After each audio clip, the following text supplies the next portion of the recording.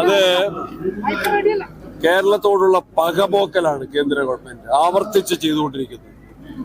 കേരളം ഒരു ജനാധിപത്യ മതേതര സംസ്കാരമുള്ള ഒരു സംസ്ഥാനമാണ്.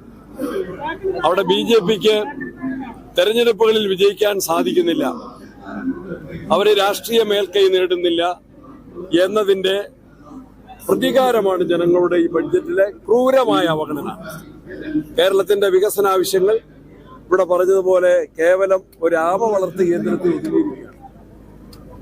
എല്ലാ മേഖലയും തകർക്കുന്ന എയിംസ്, അതുപോലെ അതിവേഗ റെയിൽപാത, ഇതിനെല്ലാം അവഗണിക്കുന്ന കേന്ദ്ര ബഡ്ജറ്റ്, അതിനെതിരെ പ്രതികരിക്കാൻ കേന്ദ്ര സർക്കാരിനെ പിന്തുണയ്ക്കുന്ന രാഷ്ട്രീയ നേതാക്കന്മാർ പോലും തയ്യാറാകണം. കേന്ദ്രമന്ത്രി ജോർജ് കുര്യൻ എന്തോ ഒരു അവകാശവാദം ഉന്നയിച്ചതായിട്ട് കേട്ടു.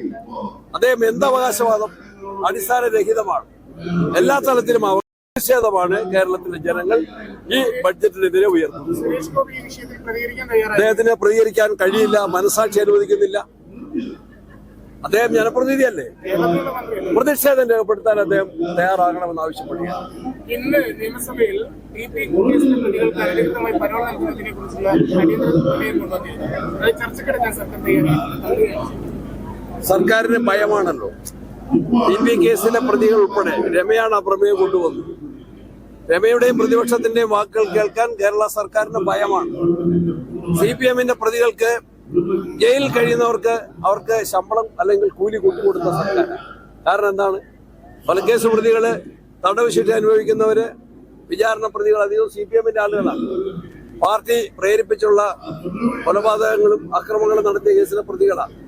അവർക്ക് അനധികൃതമായിട്ട് നിയമവിരുദ്ധമായിട്ട് പരോള് നൽകുന്നു, എല്ലാ സംരക്ഷണവും നൽകുന്നു, അവസാനം അവർക്ക് കൂലി വർദ്ധിപ്പിച്ചു കൊടുത്തു. ക്രിമിനലുകൾക്കാണ് കേരള സർക്കാർ പരിഗണന നൽകുന്നത്. അതൊക്കെ മുന്നോട്ട് പോകും നന്നായിട്ട്, വളരെ വളരെ വളരെ വളരെ ഫ്രണ്ട്ലി, വളരെ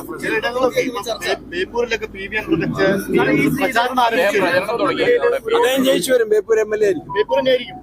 ആ, ഉറപ്പായിട്ടും. സ്വന്തം ഓഫീസ് ആർക്ക് തുടങ്ങാം?